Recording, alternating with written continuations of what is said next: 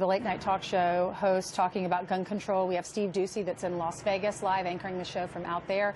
We also want to bring in Ben Shapiro. He's from the DailyWire.com, a syndicated columnist and host of the Ben Shapiro Show, to talk about this very issue with the late night host. Steve, you have a question for Ben? Absolutely. Ben, I got a question for you. You know, as we just saw the late night host talking about how there needs to be more gun control. But when you look at what they found in the car of this guy, that ammonium nitrate, you just add the fuel oil to it, and you got an Oklahoma City bomb there as well. What gun control law would have stopped that guy from doing what he did back there? I mean, even the guns that he was using, I'm not sure that there's any evidence that gun control would have done anything. I mean, he obtained, apparently, these weapons legally. He had gone through federal background checks. There's no evidence of significant mental illness to this point. So all this seems like is people shouting, do something, while they have no particular solutions and no expertise on guns or gun control. I mean, the suggestion that gun control is going to put an end to incidents like this, again, that is an evidenceless proposition based on nothing but emotional response. I was looking at Jimmy Kimmel last night, and he said, well, for those of you on television all day that tell me not to talk about gun control, my First Amendment is just as important as your Second Amendment. Ben, what's your reaction to that? Well, I mean, no one is talking about stopping him from talking. I mean, I would never try to ban Jimmy Kimmel from talking on television. He should stop trying to ban me from owning a firearm. And again, nothing that the late night hosts are saying has any sort of relationship to reality. If they want to call for an outright gun ban, if they want to call for all guns in the United States to be removed, then we can at least get an honest assessment of what it is they believe. But when they say things like a little bit of common sense gun control would stop all of this, that's just a chimera. It's not true. They're making things up because this is all about the moral disapproval of people who own guns. And that's what drips from a lot of these folks, is this idea that if you oppose them on policy, it's because you don't care enough about what happened in Las Vegas. And that really is, that's quite disgusting. I mean, the idea that if we disagree on politics, it's because my heart isn't big enough, but your heart is just big enough so you understand Jimmy Kimmel or Stephen Colbert or Seth Meyers. You understand truly what America needs because you care so much. That's pretty nasty stuff. So what is the issue here? What do we need to be talking about? Well, I mean, I think we don't have enough information yet to know what sort of policy proposals would be on the table. This is one of the things that drives me nuts about this. Mass shootings are actually a pretty terrible way of determining policy because the sample size is so low, because it tends to be non-representative of deaths involving guns in the United States overall, for a variety of reasons. I mean, if we actually want to talk about gun violence across the United States, we'd actually have to start talking about, if you're going to talk gun control, then let's talk about democratic areas in major cities, because that's where virtually all of the murder, or at least a huge percentage of the murder, is taking place in the United States.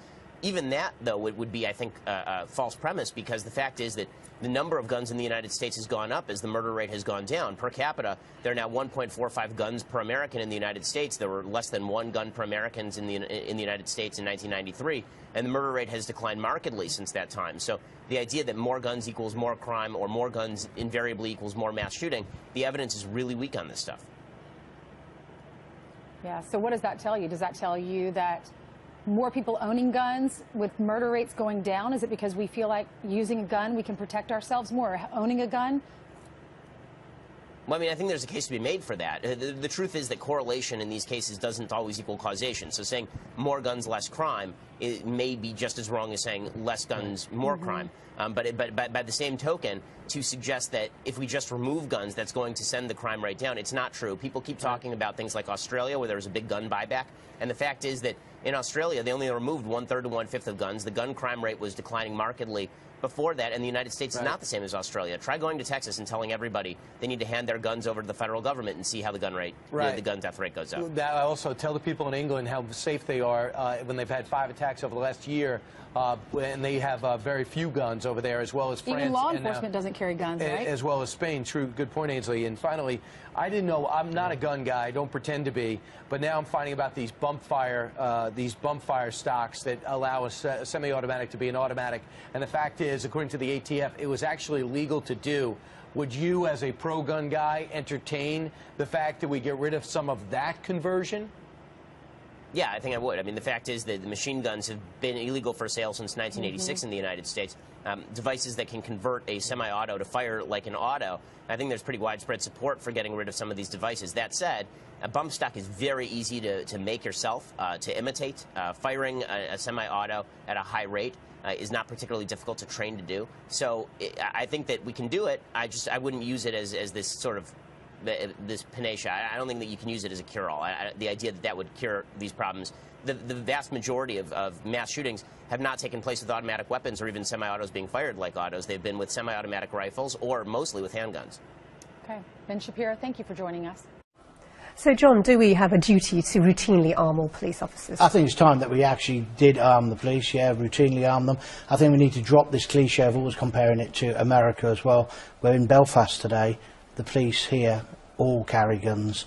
It works. Why don't we have it on the mainland as well? Well, that's the question for today's vote. Should all British police officers carry guns? If you think they should, then text the word vote followed by yes.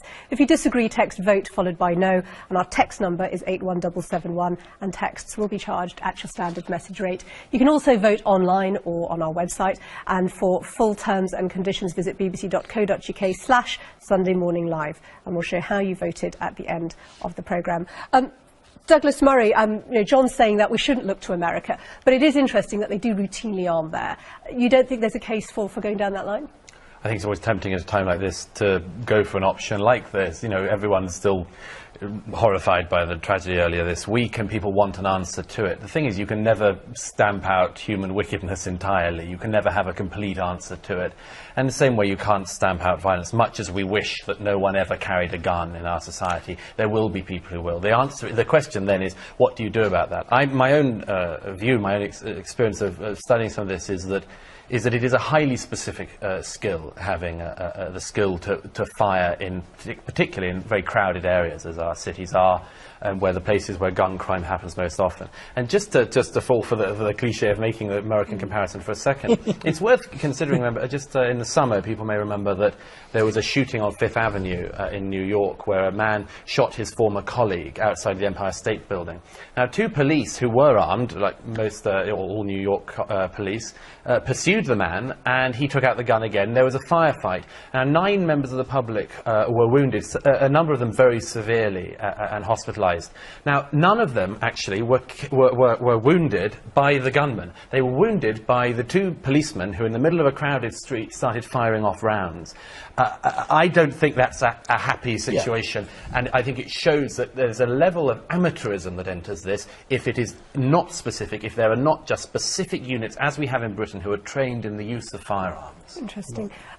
And I should say, we can't discuss the Manchester case in any detail because of, obviously, legal proceedings are active there. Mohammed, what do you make of this idea that you can train the police, but actually the moment you bring guns routinely into officers' lives, there's a danger of them being used in perhaps an amateurish way? I think there's a more nuanced argument that we need to shine a light on here. There's clearly a strong case for arming the police. When you look at the estimates, there's somewhere in the region of between 1.5 and 2 million licensed guns on our streets. The estimates of unlicensed weapons, illegal arms on our streets, are varying anywhere between 200,000 at the minimum and 5 million at the outer level. So we know that there could be anywhere between 3, 4, 5 million guns reasonably on our streets.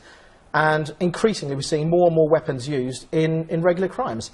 Yeah. So there is clearly a strong case for arming the police. However, one of the things I would say is that we have to look at what the police's track record has been. And I'm not somebody who's against the police. I'm a big fan of the police. They do great work. They've looked after me and my family personally on regular occasions. But when we look at cases like the de Menezes, when we look at the Duggan shooting, when we look at Hillsborough, which we're hearing about recently, any number of situations, the Forest Gate shooting, is our police force ready, and are they able, and is it appropriate for them to hold firearms? This is why it shouldn't be a knee-jerk. This debate shouldn't just happen when there's been a terrible incident like there has been in Manchester. There's need for a reasoned debate, and it should have happened years ago. We shouldn't just be comparing ourselves to America. We need to look at what happens here in Northern Ireland, which last time I looked is part of the United Kingdom. People routinely carry it here. No one cares about it. It works. We shouldn't always compare ourselves to America. And at the same time, there's a need, obviously, at the moment for the big debate about police reform. But the very people we never asked this question to are the police. There Well, was a your dad survey was a police where officer, 7 out wasn't of he? 10 police officers said they didn't want to be routinely armed several years ago. That debate needs to happen again. But we also need to look at the criminal justice system. The reason why there's 5 million guns on the street, Mohammed, is because there is not enough punishment and severe punishment for people who carry, sell or possess these guns. So the whole structure needs looking at, and then our police need to be given the necessary resources. If they don't want to be armed, fine. My personal belief is they'd be better if they're armed, but I want a proper debate. But what we need to do is stop the revolving door where people go into the courts, and if they do go to prison, they're out again too quickly, and they're on our streets. The criminals have already tooled up. This idea that if we give the police guns, the criminals You don't will think have it would more guns encourage is criminals nonsense. to carry It's them more nonsense. routinely than It's they do? already happening. Okay. It's already happening. The Daily Mirror this week showed how you can go and hire a gun in Manchester like that, as if you were just buying a Kentucky Fried Chicken. It's already moved on. We just haven't moved the debate All right. on, and politicians haven't been brave enough to have the debate. I want to get some police perspective on this, and I'm pleased to say that Darren Rathband, who's a serving police officer in Australia, joins us via webcam. Thank you for taking the time to speak to us. And of course, it was your late brother, PC David Rathband, who lost his sight after being shot by Raoul Moat. I understand that Australian police officers routinely carry guns. What's your view on the idea of doing that? Has it put up a barrier between you and the public at all? I certainly haven't experienced that since I came to Australia. The communities of Great Britain are not blind to the fact that police officers are seriously injured and killed in what's becoming a more frequent occurrence. The Dixon Dock Green approach to policing in the 21st century is outdated, it's ill-informed, and has fatal consequences not only for the police, but for the public, that those police are there to protect. The experience I've had here in Australia is that the public feel positive towards us. There doesn't appear to be the reticence for the general public to approach an officer, even though we've got a sidearm. It's, in my opinion, the public expect protection and the security offered by an officer who is armed and able to respond effectively. If I may ask... I certainly noticed the criminal element certainly think twice about confrontation, but the use of the firearms here is extremely rare. That's interesting. I mean, we all have such sympathy for what happened to your family and your loss of your brother. But one can't help wondering, in some of these cases which promote the discussion, whether it would have made any difference if your brother had been carrying a weapon, if they're being either lured into a situation or people are sneaking up on them with weapons. Would it have made a difference to your brother, do you think, if he'd carried a gun? When my brother was shot, he was undertaking what was classed as a normal night shift on traffic. The sort of phrase routine job has certainly been mentioned. Would a firearm have saved him?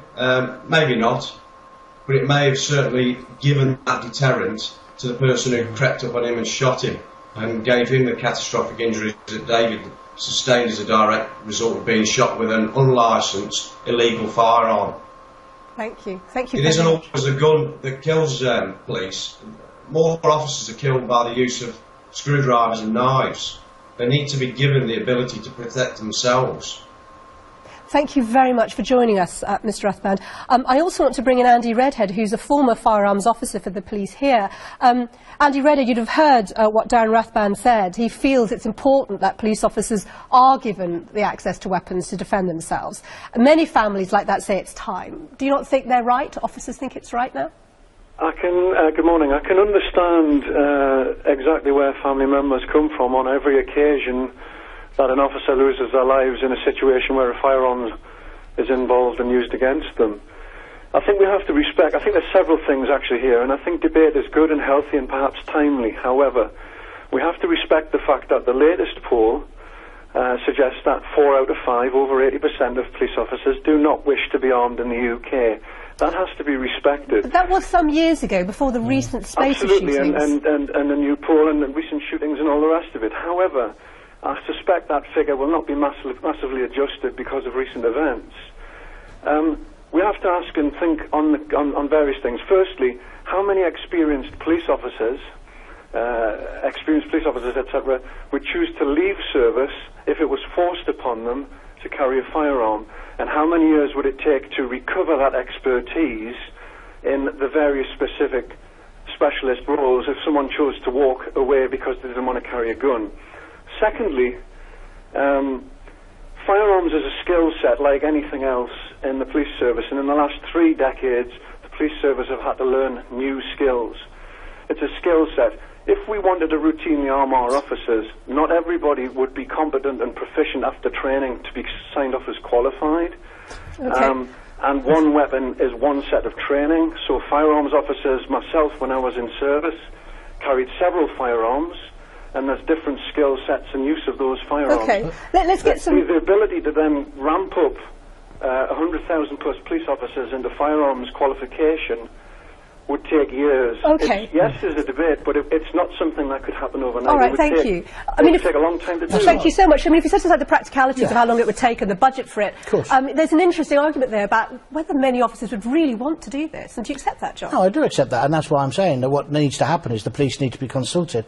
There's a massive reform programme going through at the moment. 16,000 police officers are going to be got rid of by this coalition. Is the debate happening in the public about that? What kind of police force do we want? We're going to get crime, law and crime, police and crime commissioners, aren't we? Very, very soon. Will that bring more accountability? But we have to the police have to be accountable to the community, but the police must be involved in these discussions. And I feel too often they're not. But we have to recognise some of the realities.